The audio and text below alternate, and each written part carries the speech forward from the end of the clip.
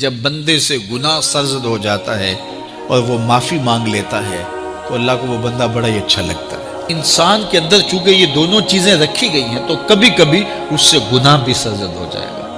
نیکی اس کی عقل، اس کا فہم، اس کا ادراک، شریعت کی رہنمائی، انبیاء کی تعلیمات اسے بتائیں گی کہ وہ نیکی کے راہ پہ چلے، لیکن کبھی کبھی بائیں سمجھ سے جو خواہشات اور آرزو ہے وہ بھی اس کو گھیر لیں گے اور اچانک اس سے کبھی کوئی گناہ بھی ہو جائے گا۔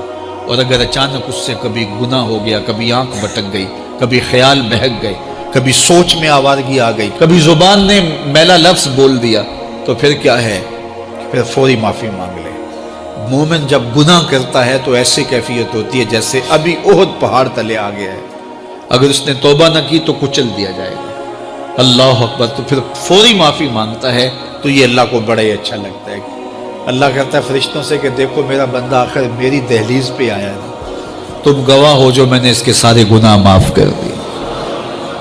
تو گناہ کے بعد جو شرمندگی ہے، دیکھیے ایک اور جملہ کہتا ہوں، نیکی کرنے کے بعد جو تکبر پیدا ہوتا ہے، میں بڑی نیکی کر لی ہے، اور باقیوں کو بندہ حقیر سمجھنے لگتا ہے، اور اس سے کوئی غلطی سرزد ہو جائے اس کے بعد شرمندگی ہوتی ہے اور اپنے آپ کو چھوٹا سمجھنے لگتا ہے اور اللہ سے معافی مانگتا ہے، تو اس نیکی کرنے کے بعد وہ جو آپ کے اندر تکبر اور رعونت اور عجب پیدا ہوا، اس سے کہیں بہتر ہے کہ آپ سے اگر کوئی خطا سرزد ہوئی تھی تو اس سے آپ کے اندر عجز اور توبہ کا جذبہ پیدا ہو۔ اور اللہ کو یہ بڑا پسند ہے کہ کوئی بندہ، چونکہ ممکن ہی نہیں ہے کہ جب انسان ہے اس کے اندر یہ خواہشات رکھی ہیں تو کبھی اس سے، یہ انبیاء کی ذوات ہیں جو پاک ہیں، باقی کبھی کچھ خطا سرزد ہو جائے گی، اس سے معذرت کر لیں۔ آپ نے نام سنا ہوگا ایاس کا، محمود غزنوی کا بڑا محبوب وزیر تھا اور بہت زیادہ بادشاہ اس سے محبت کرتا تھا، تو آیان سلطنت جلتے تھے،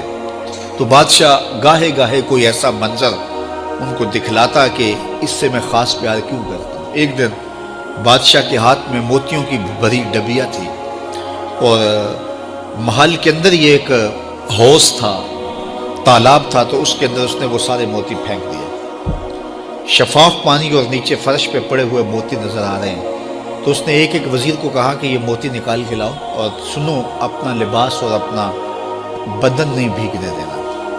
تو سب نے کہا یہ کیسے ہوگا کہ موتی بھی تہ سے نکال کے لائیں اور بدن بھی اور کپڑے بھی نہ بھیگیں؟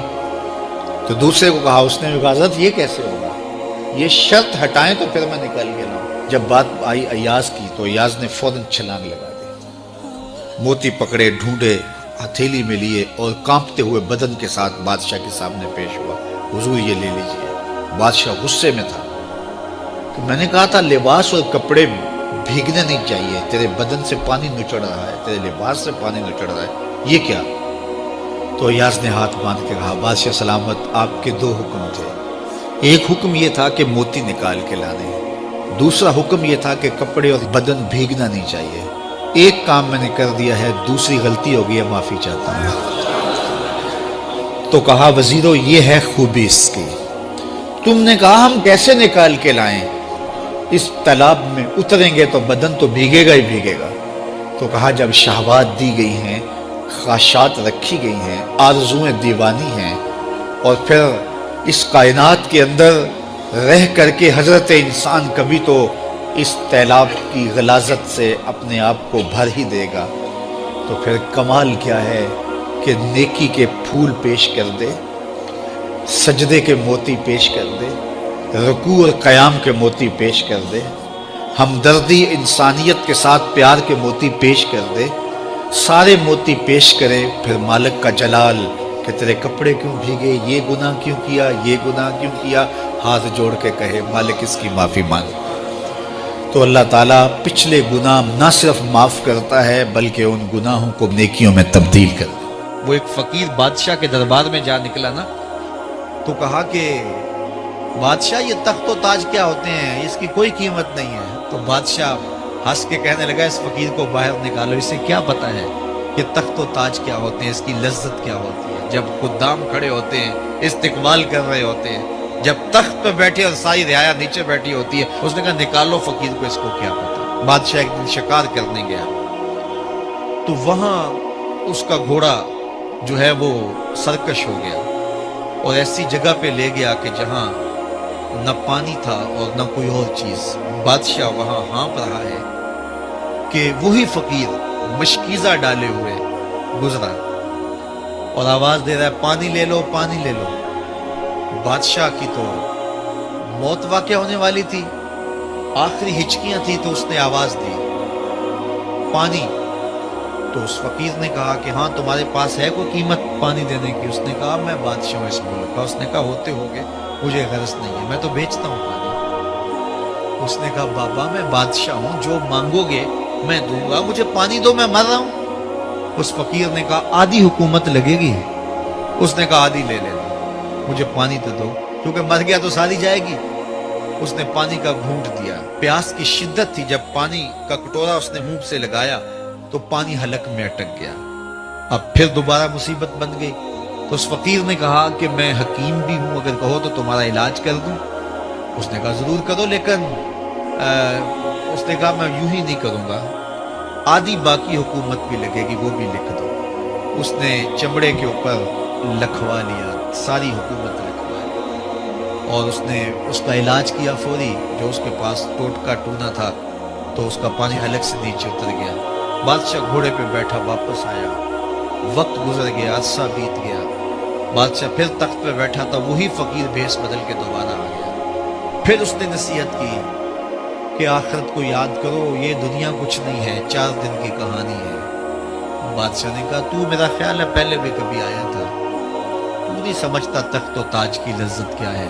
اس نے کہا اس کی کوئی قدر و قیمت نہیں ہے, چھوڑ اسے, آخرت سب کچھ ہے. تو اس نے کہا نکالو اس فقیر بابے کو, یہ اس دن بھی آیا تھا تو آج پھر آ گیا ہے, اپنی راہ لے بابا. اس فقیر نے اپنے تھیلے سے وہ چمڑے کی دستاویز نکالی جس کے اوپر اس نے ساری حکومت لکھ کے دی تھی. اس نے کہا بادشاہ یہ ہے تیری حکومت کی قیمت, صرف 2 گھونٹ پانی, جس پر تو نازاں ہے, جس پر تجھے فخر ہے, تو قبل اس سے سورج مغرب سے طلوع ہو جائے, توبہ کا دروازہ بند ہو جائے, سانسیں اٹک کے حلق تک آ جائے, اور ہماری زندگی کا دفتر سمیٹ دیا جائے, اور پھر پچھتائیں ہائے جو چند لمحے ضائع کیے, ہائے جو زندگی برباد کی وہ کیوں برباد کی. کل کے پچھتاوے سے بہتر آج کا پچھتاوا زندگی پلٹ ہوگا. وقت پر کافی ہے ایک قطرہ بھی آب خوش ہنگام کا, جل گیا جب کھیت برسا بھی تو پھر کس کام کا. آئیے میں اور آپ اپنی زندگی کو مالک کی چوکھٹ پہ, مالک کی دہلیز پہ لے جائیں, اس کے حضور سچی توبہ کریں, رجوع لائیں, اپنے گناہوں سے معافی مانگیں. وہ کریم ایک آنسو سے سارے گناہ معاف کر دے گا. اپنی آخرت کی تیاری کریں, کاروبار دنیا بھی کریں, لیکن اصل ہماری زندگی آخرت کی زندگی ہے. صحابہ کو خندق کھودتے دیکھا تو پیار آیا تو یہی کہا اللہم ان العیش عیش الآخرہ, اے اللہ زندگی تو آخرت کی زندگی ہے. فاغفر للانصار والمہاجرہ, میرے انصار کو بھی بخش دے, میرے مہاجروں کو بھی بخش دے. تو اللہ تعالی ہم سب کی مغفرت فرمائے.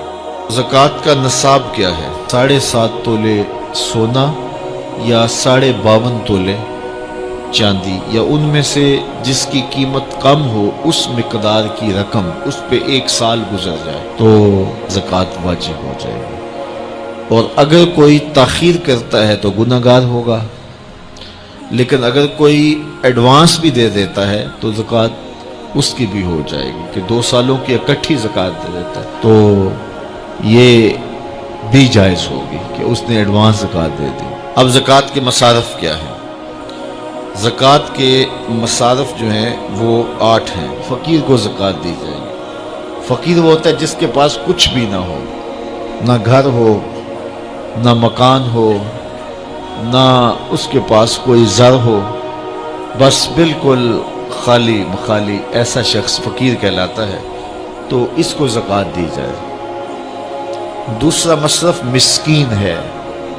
مسکین ایسے شخص کو کہتے ہیں کہ جس کے پاس اپنا ذاتی گھر تو ہے اور تھوڑا بہت کام کاروبار بھی ہے, بچوں کی روٹی روزی بھی چلتی ہے, لیکن اس کے پاس اتنے پیسے جمع نہیں ہوئے کہ وہ نصاب کی ملک تک پہنچے.